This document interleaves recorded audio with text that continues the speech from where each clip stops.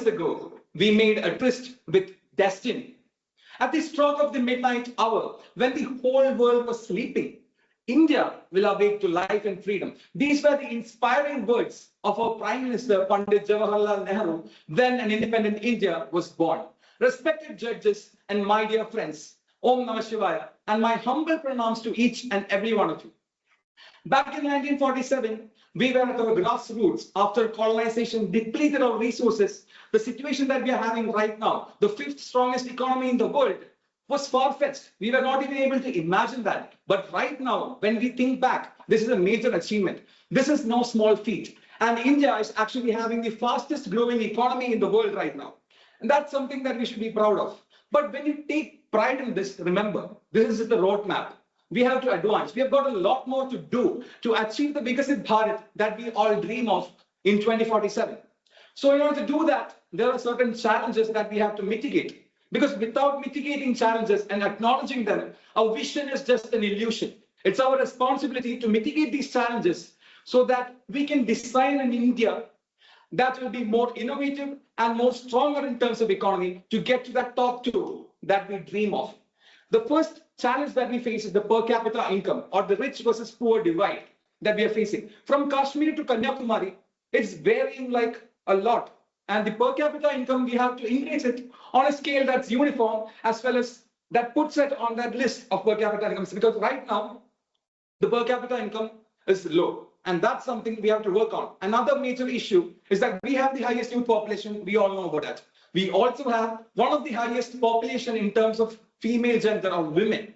But the thing that we lack is that only 1/4 of the women are empowered and employed in this nation right now. There are certain old thinking that is still prevalent in India. It's the 21st century. We have to empower women and give them the skills that they deserve to actually work and increase our economy by a substantial margin. And then let's start talking about the challenges. So we talked about the challenges, right? So what are the solutions? What are the engines that can actually make this happen? What are the solutions that can design a global economy in terms of the Indian standpoint? The first thing that I would like to say is the productive economy.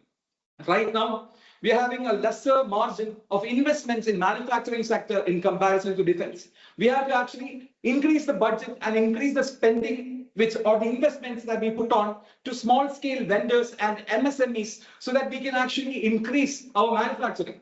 That's something we have to work on because we have a lot of jugaad or innovation. We have to actually invest in that so that we can export these ideas all across the world. So to make that happen, we have to trust our vendors, we have to trust our citizens and invest in it. Then another thing that we face is the human capital revolution. That is, we are having the highest youth population. We know that. But there's a problem with the skill set because a degree doesn't equal a job nowadays. We have to train them to be industry ready so that they can contribute towards a much larger economy in this nation.